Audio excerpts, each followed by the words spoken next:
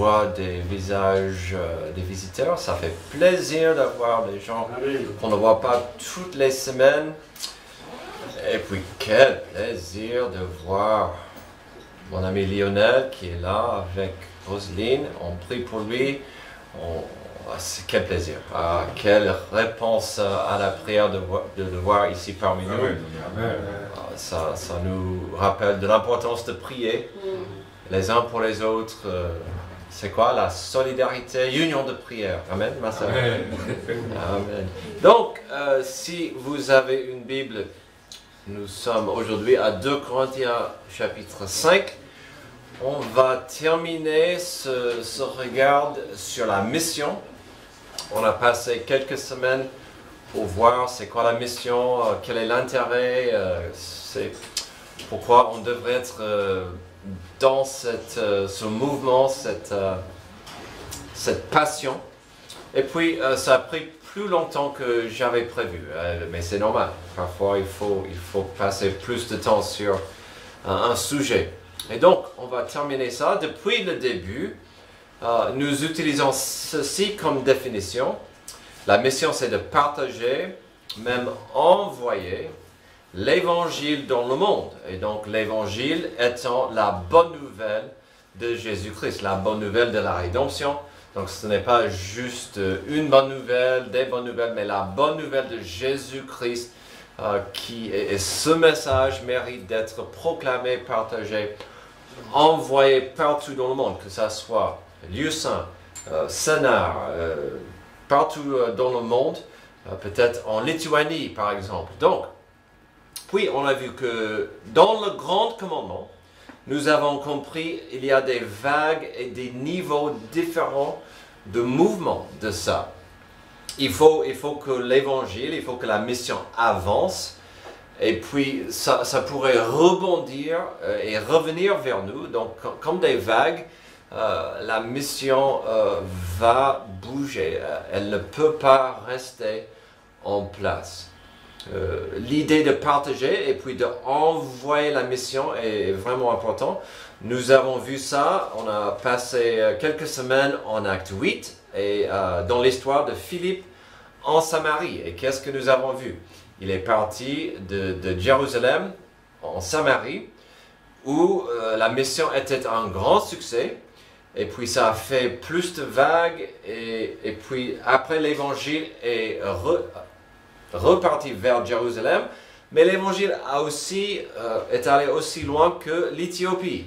Et donc on a compris que la mission va bouger.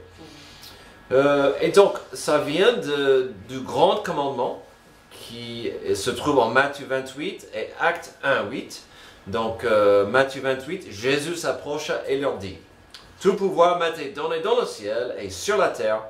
Allez donc, faites de toutes les nations des disciples, baptisez-les au nom du Père, du Fils et du Saint-Esprit. » Donc, on voit cette notion internationale. Il a dit, « Allez, faites ça à toutes les nations. » Et c'était assez radical à l'époque parce que les Juifs avaient la tendance de rester ici, que le monde vienne à nous. Et Jésus a dit non, vous allez quand même partager, envoyer, proclamer aux nations. Et enseignez-leur à mettre en pratique tout ce que je vous ai prescrit, et moi je suis avec vous tous les jours jusqu'à la fin du monde. Et puis, Amen. Acte 1:8, l'autre version du grand commandement. Mais vous recevrez une puissance, le Saint-Esprit survenant sur vous, vous serez mes témoins à Jérusalem, dans toute la Judée, dans la Samarie et jusqu'aux extrémités de la terre. Donc il y a toujours cette notion que vous serez mes témoins. Donc ça nous parle, j'espère que vous comprenez. On doit être des témoins ici, même à Jérusalem. Trouvez votre Jérusalem, que ce soit Épinay, Lieu Saint, Savigny, il faut être un témoin, mais quand même, si on peut envoyer, c'est aussi important d'être un missionnaire, mais aussi d'envoyer. Nous avons compris qu'une bonne compréhension de la mission se trouve au Jean 3:16 et 17. C'est un passage que vous connaissez, mais c'est vraiment un modèle magnifique de la mission. Car Dieu a tant aimé le monde qu'il a donné son Fils unique afin que quiconque croit en lui ne périsse point, mais qu'il ait la vie éternelle. Dieu, en effet, n'a pas envoyé son Fils dans le monde pour qu'il juge le monde, mais pour que le monde soit sauvé par lui. Donc on a compris que dans ce modèle, il y a une belle collection de verbes qu'on ne peut pas, on ne devrait pas rater dans ce modèle. Déjà, la mission vraiment devrait être motivée par l'amour.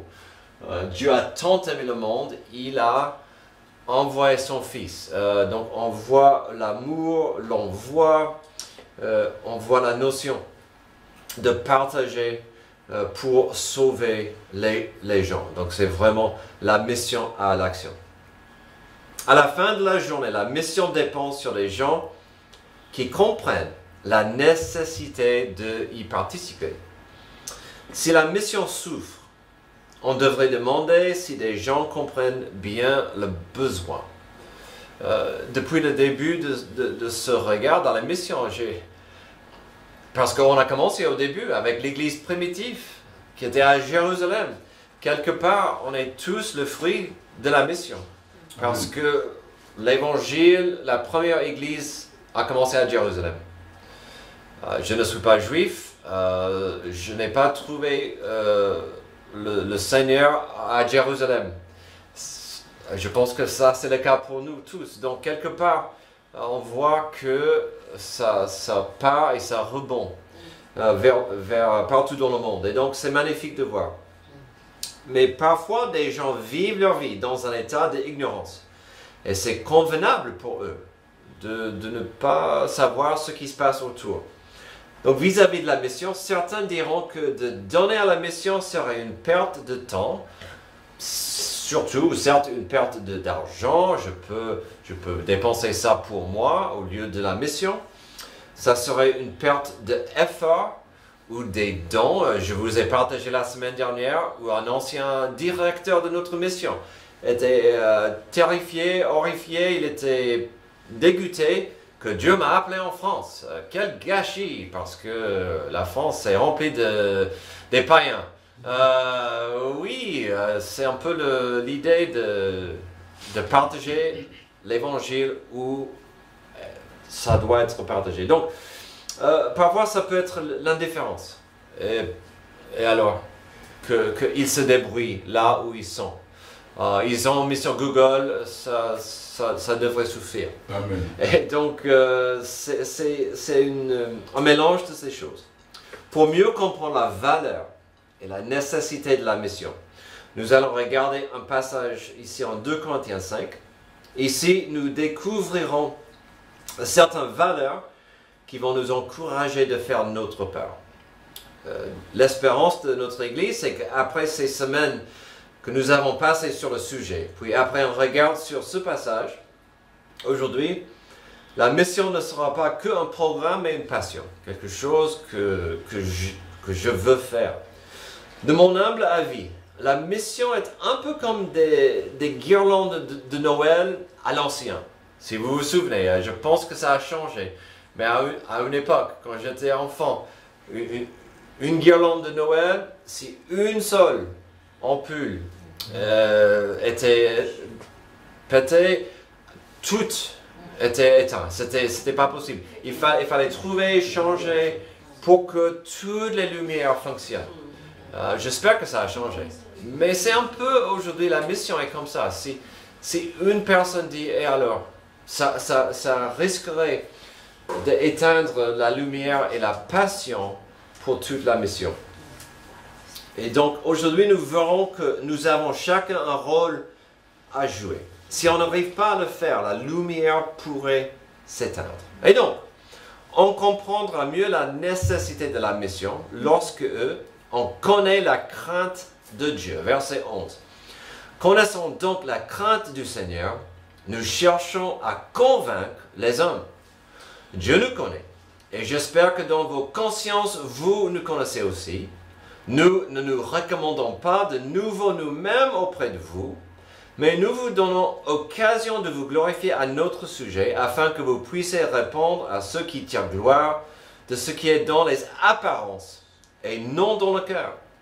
en effet, si je suis hors de sens, c'est pour Dieu. Si je suis de bon sens, c'est pour vous. Et donc, on va vraiment regarder cette notion de la crainte de Dieu. Est-ce qu'il faut vraiment craindre Dieu? Parfois, on vient de chanter que Dieu est pour nous, il n'est pas contre nous, il nous aime sans condition. Donc, pourquoi on devrait avoir crainte de Dieu? Alors, souvent, quand la Bible parle de l'importance de craindre Dieu, ça parle d'un respect profond. Est-ce qu'on comprend l'importance de la crainte et le respect profond de Dieu? Hier, Amy et moi, on parlait de la différence entre certaines Bibles traduites en certaines langues. On préfère dans la Bible française que des noms de Dieu souvent sont traduits avec son nom. Tandis qu'en anglais, ça dit l'Éternel ou le Seigneur. Et ça ne donne pas le sens parce que Dieu a beaucoup de noms. Les noms qui signifient plein de choses. Il y a beaucoup de richesses qui nous rappellent de l'importance et le respect qu'on devrait avoir pour Dieu. Cette notion de craindre Dieu, de lui donner un respect profond, c'est évident dans la prière modèle de Matthieu 6, surtout au début. Voici donc comment vous devez prier. C'était Jésus qui a enseigné. Notre Père qui est aux cieux, que ton nom soit sanctifié. Que ton règne vienne, que ta volonté soit faite sur la terre comme au ciel. Je le dis souvent. Parfois, il faut faire gaffe, il ne faut pas trop personnaliser certains passages ou versets. Mais là, verset 10, que ton règne vienne, que ta volonté soit faite dans mon cœur, comme au ciel. Et qu'est-ce qui empêche la volonté de Dieu d'arriver chez nous? Souvent, c'est notre volonté. Est-ce qu'on est soumis à la volonté de Dieu? Est-ce qu'on a ce respect? Ça se voit, cette notion d'un manque, d'une absence de respect pour Dieu, malheureusement, dans notre langage. Combien de gens qui sont athées vont dire « Oh mon Dieu » ou combien de chrétiens lancent « Oh mon Dieu » comme ça, à la légère. À une époque, en Israël, si vous disiez ça, c'était la lapidation. Alors, on n'est pas là aujourd'hui. Mais Dieu mérite un respect profond. Et ça, c'est la moindre chose qu'on peut lui donner. Et puis, donc, oui, il faut craindre Dieu, lui donner un respect profond. Dans un sens, nous devons avoir de la peur pour Dieu quand il s'agit de sa justice. La justice de Dieu est terrible. La justice de Dieu n'est pas une blague. Et quand les gens vivent leur vie comme si Dieu n'existe pas, comme si on n'est pas créé dans l'image de Dieu, c'est grave parce que si Dieu n'existe pas, on peut marcher sur l'homme. On peut faire tout ce qu'on veut parce qu'on n'est que des bêtes. Et donc, c'est important quand même d'avoir un sens, un respect profond pour Dieu. De comprendre que, oui, on est tous des créations de Dieu, mais on n'est pas tous les enfants de Dieu. Et donc, la justice de Dieu aura son jour. Dieu aura sa justice. C'est pourquoi on a vu Jean 3, 16 et 17, il a dit, Jésus est venu pour sauver, parce qu'on est déjà condamné, on est déjà jugé. Et donc la justice de Dieu est quelque chose qu'il faut faire, il faut avoir crainte de cette justice. Jusqu'au point de comprendre que Jésus était séparé de son Père à la croix. La justice de Dieu est tombée sur Jésus à la croix. Nos péchés étaient sur Jésus. Il est devenu vos péchés et mes péchés pour nous sauver. Mais Jésus a été séparé de son Père par la justice de Dieu pendant un moment. Il continue dans ce passage, il dit, « Connaissant la crainte du Seigneur, nous cherchons à convaincre les hommes. » Ici, nous voyons une forte motivation pour parler de la grâce de Dieu avec autrui. Parce qu'on les aime et parce que Dieu les aime et ils ne savent pas qu'ils sont perdus. On a parlé à 10 heures. Combien de gens ne comprennent pas qu'ils sont perdus, ne comprennent pas qu'ils sont séparés de Dieu. Ils ont leur croyance ou leur religion, ça devrait souffrir. Non, c'est pas assez. Et donc, on voit cette notion, on doit convaincre, pas par notre sagesse, heureusement, pas par notre éloquence, mais juste par la parole de Dieu. Et puis, on voit au verset 12 et 13 que ce qui est important, c'est le message de Dieu, pas le nôtre. Nous ne recommandons pas de nouveau nous-mêmes auprès de vous, mais nous vous donnons l'occasion de vous glorifier à notre sujet, afin que vous puissiez répondre à ce qui tire gloire de ce qui est dans les apparences et non dans le cœur. Et donc, c'est le message de Dieu qui compte. Ce n'est pas mon message, ce n'est pas ma sagesse, c'est le message de Dieu, l'évangile. Et puis, n'oublions pas, il faut, si on va partager l'évangile, c'est mieux si vous connaissez l'évangile. Si vous allez essayer de convaincre quelqu'un de la sagesse et l'amour de Dieu, il faut connaître la sagesse et la crainte et l'amour de Dieu. Il serait difficile de convaincre quelqu'un si vous n'êtes pas convaincu. Récemment, j'ai lu cette citation et ça m'a parlé pour ce passage. Une belle façon de comprendre l'évangélisation, c'est juste un mendiant qui dit à un autre mendiant où trouver le pain. J'ai trouvé le pain. Laisse-moi te introduire et montrer où est le pain. J'avais faim. Je peux t'aider. C'est magnifique. Parce que quand on comprend qui j'étais et les bénédictions de Dieu sur moi et ce qu'il a fait pour moi, normalement on ne peut que de partager ça et de vivre ça. Amy raconte parfois un témoignage d'un jeune qui allait le dimanche à son église, mais lundi à samedi il vivait dans le monde. Et un jour à l'école, il a commencé de témoigner. Et les gens riaient. Mais pourquoi tu nous parles de Dieu? On te connaît. On te connaît. C'est pas vraiment important dans ta vie.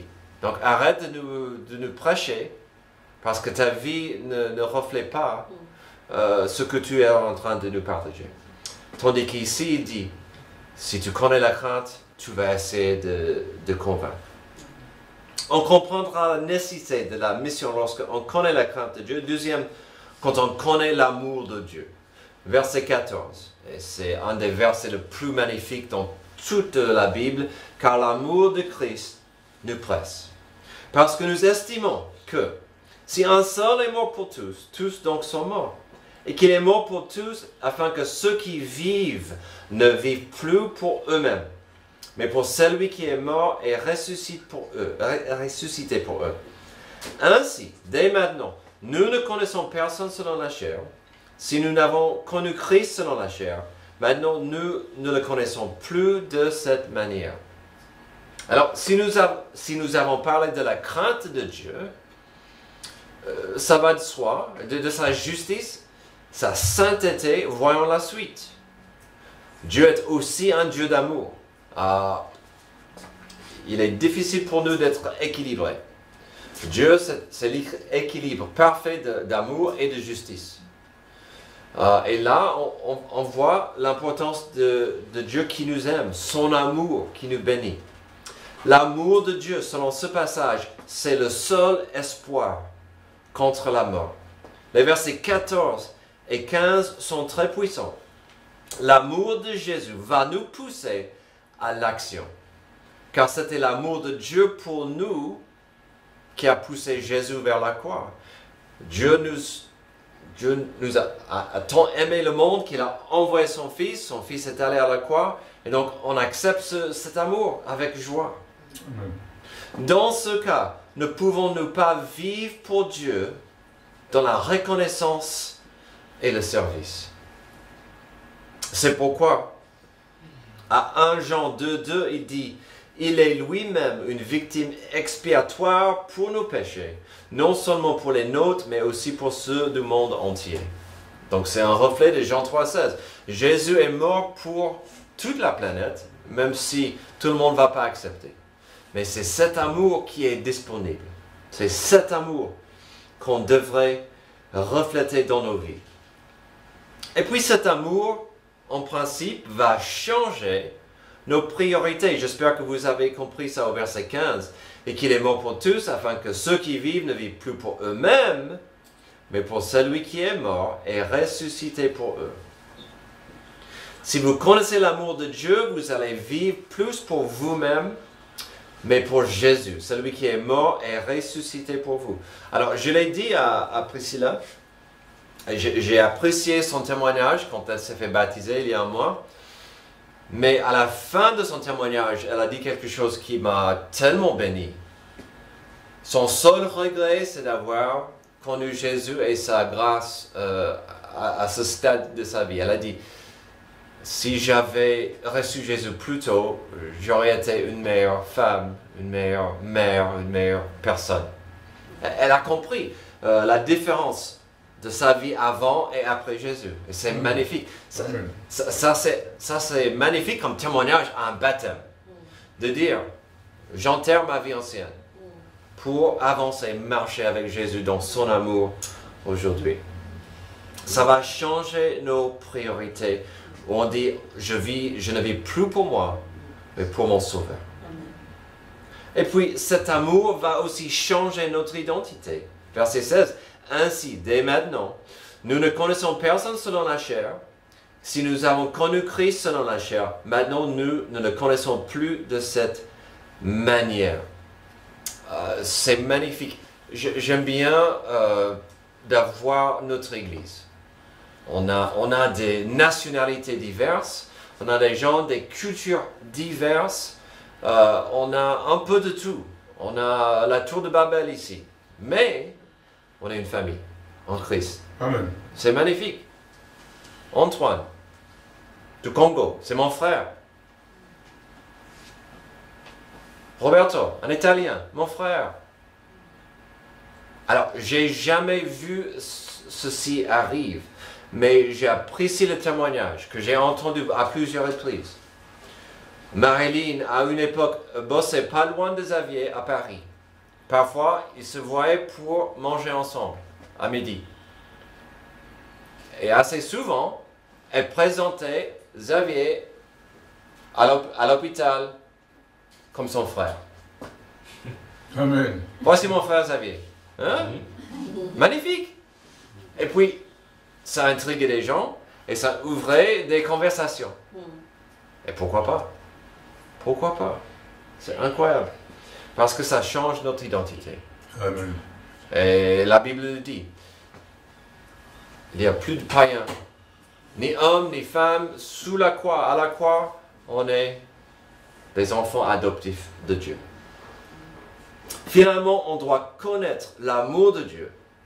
Ce n'est pas une connaissance intellectuelle. C'est une connaissance de reconnaissance et d'appréciation. On peut étudier l'amour, ce que la parole dit sur l'amour de Dieu. Mais le meilleur témoignage, c'est de dire, l'amour de Dieu m'a changé, me change, me changera. On comprend la nécessité de la mission lorsqu'on connaît la crainte de Dieu, l'amour de Dieu, et on connaît la réconciliation de Dieu. Verset 17, « Si quelqu'un est en Christ, il est une nouvelle création. Les choses anciennes sont passées, voici toutes choses sont devenues nouvelles. Et tout cela vient de Dieu, qui nous a réconciliés avec lui par Christ et qui nous a donné le ministère de la réconciliation. » Hier, pendant la réunion des hommes, on a vu le passage du cep et le vigneron et les branches et les raisins. Et tout se revient et le passage le dit. Est-ce qu'on est prêt à être plus proche à Jésus? Et pourquoi pas? Parce que si quelqu'un est en Christ, il est une nouvelle créature. C'est Dieu qui fait le changement, c'est pas nous. On peut dire, je veux être une meilleure personne. Ok, je dis ça chaque 1er janvier. Mais c'est Dieu qui change le cœur. Amen. C'est Dieu qui renouvelle. Il y a 2 semaines, on a vu que le Saint-Esprit, c'est l'agent de la nouvelle naissance. Quand on accepte la grâce et le salut de Dieu, c'est une nouvelle naissance du cœur et on devient une nouvelle personne. Et ça vient de Dieu. Cette réconciliation avec Dieu permet une transformation. Grâce à la réconciliation de Dieu, nous sommes des nouvelles créatures. Ce qui dit réconciliation veut dire on était opposés. Chose qu'on a vue à Jean 3, 17. On est jugés, mais la réconciliation nous permet d'être ensemble. Selon Éphésiens 2, nous étions des créatures mortes, en colère, affamées et dangereuses. Il y a quelques années de ça, nous avons couvert, verset par verset, Éphésiens. Je me souviens que lorsque nous sommes arrivés au premier verset du chapitre 2, c'était pendant cette saison-là, de Halloween, avec ses monstres et son côté obscur. Et puis, qu'est-ce qu'on a vu en Éphésiens 2?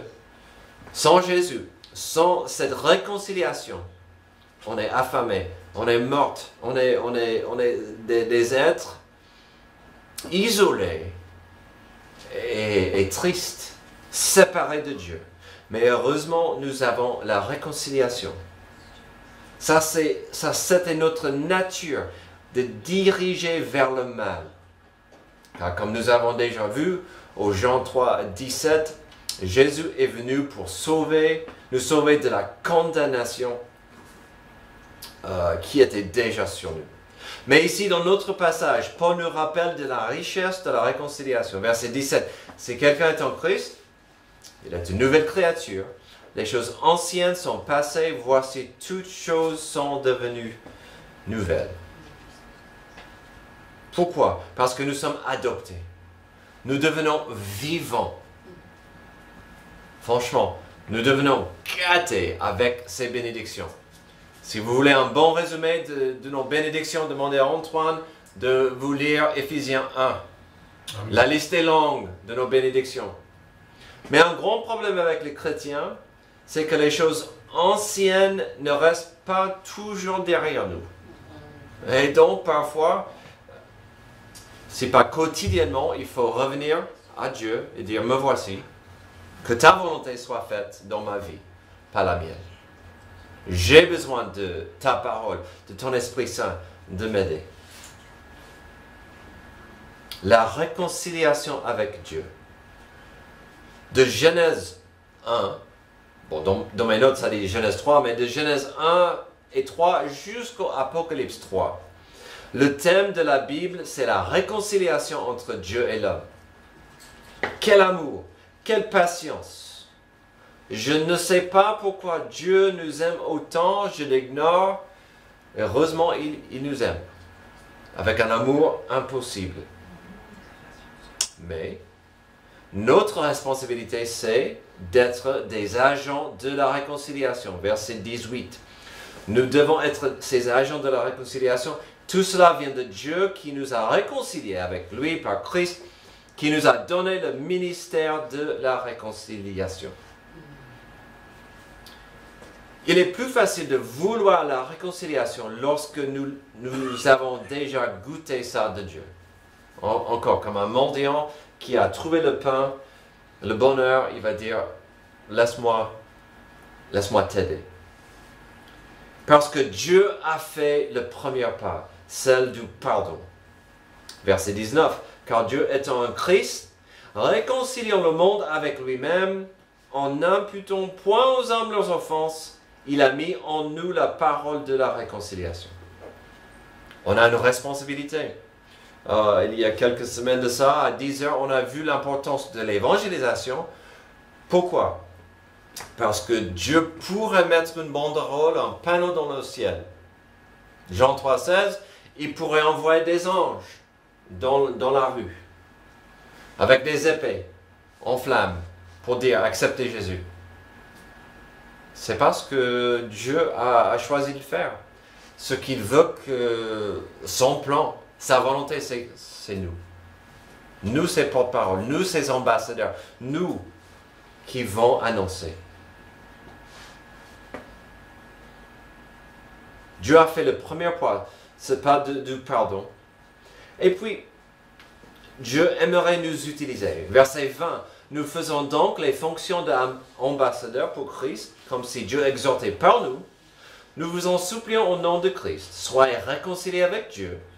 Celui qui n'a point connu le péché, il a fait devenir péché pour nous, afin que nous devenions en lui justice de Dieu. Ici, on voit que Dieu a toujours voulu des porte-paroles humains. C'est incroyable. Quelle responsabilité. Dieu veut que nous soyons ses porte-paroles. Dieu veut qu'on porte le message de l'amour qui a envoyé Jésus à la croix. Que la mission ne s'éteigne pas. Dieu veut être glorifié dans les vies transformées de ses ambassadeurs. Que vaut un ambassadeur s'il ne va pas parler? Que vaut un ambassadeur s'il ne peut pas donner le message de son chef? Un ambassadeur n'a pas le droit de dire n'importe quoi. Il doit refléter la volonté de son maître. Encore, il faut vraiment connaître la réconciliation de Dieu pour être un porte-parole efficace et parler de cette réconciliation. Et puis, si j'ai dit tout à l'heure, il y avait un verset tellement beau. Est-ce qu'il y a un verset plus magnifique que le verset 21? Quand on dit l'évangile veut dire la bonne nouvelle de Jésus. C'est quoi la bonne nouvelle de Jésus? Verset 21. Jésus est devenu péché. Il a pris mon péché. Pourquoi? Il a fait devenir péché pour nous afin que nous devenions en lui la justice de Dieu. Quel échange! Jésus a pris mon péché afin que je devienne un enfant adoptif de Dieu. Jésus a pris vos péchés afin que vous ayez accès à Dieu et sa paix, son amour. Incroyable. Ça, c'est la bonne nouvelle de l'Évangile. Si la mission implique le partage et l'envoi de l'Évangile, ce verset nous montre la beauté profonde de la mission. J'aimerais terminer avec un petit regard aujourd'hui à la vie de Desmond Doss pendant la Deuxième Guerre mondiale. Desmond était infirmier et se trouvait au milieu d'une des batailles la plus atroces sur l'île de Okinawa. En avril 1945, son bataillon se bat à un endroit un peu particulier. Imaginez une sorte d'escarpement qui mesure 120 mètres de haut. L'escarpement de Maïda, qui pour les États-Unis et pour les Américains va devenir Hacksaw Ridge. Il faut parvenir à grimper au sommet de cette falaise, car c'est au sommet que se déroulent les combats. Non merci. Les soldats y accèdent par un système d'échelle, et lorsqu'ils y arrivent, enfin, ils sont accueillis par des tirs de mortiers et de mitrailleuses japonaises. C'est un véritable massacre, au point que le bataillon de Desmond Doss reçoit l'ordre de battre en retraite. Ils descendent, ils disent, qu'est-ce qu'on va faire? On ne peut pas avancer. On ne peut pas. Mais lui décide de rester. Il refuse de laisser des multiples blessés qui étaient sur place. Au péril de sa propre vie, il reste dans cet espace constamment balayé par les balles ennemies. Il prend les blessés, l'un après l'autre sur son dos, et les porte jusqu'au bord de la falaise. Là, il les fait descendre en rappel sur une civière, et chaque blessé américain est récupéré par les soldats restés en bas. Dans les jours qui suivent, ils sauvent bien d'autres soldats. Ils rampent jusqu'à eux sous le feu, où ils restent avec le blessé le temps que les secours arrivent. Vous imaginez? Une personne à la fois.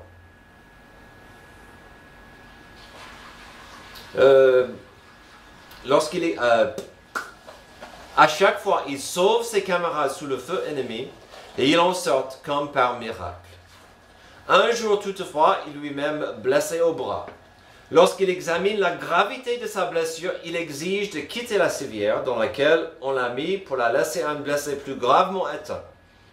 Il prend son fusil et attache la crosse sur son bras pour en faire une attelle. Et rampe alors sur 300 mètres jusqu'à l'ambulance. Il y a quelques années, on a réalisé un film qui raconte sa vie et son histoire extraordinaire. Étant un film de guerre, ce n'est pas pour tout le monde. Mais j'aimerais terminer aujourd'hui par un moment dans le film. Et c'est basé sur des faits réels. Je ne pourrais pas faire justice au moment car c'est tellement bien fait et puissant. Mais pendant la nuit où il continue de porter des blessés, sur lui, en descendant la falaise, il y a des moments où il va prier, Seigneur, aide-moi à obtenir un de plus. Et il va prier ça toute la nuit. Un de plus. Seigneur, encore un de plus. Grâce à son exceptionnelle bravoure et une détermination sans fin, le soldat de première classe, Desmond Doss, sauve la vie de 75 soldats. Amen. Voici une prière que Dieu veut entendre de nous. Si vous pouvez proclamer et partager, faites-le. Si vous pouvez prier, faites-le. Si vous pouvez encore, faites-le. Quelque chose, faites quelque chose. Mais nous devons faire quelque chose. Que nous soyons prêts à dire, Seigneur, donne-moi encore un. Prions. Merci Dieu pour ce passage qui nous rappelle de l'importance de l'Évangile dans ce monde. Ce monde est perdu. Notre entourage est perdu. Nos proches sont perdus.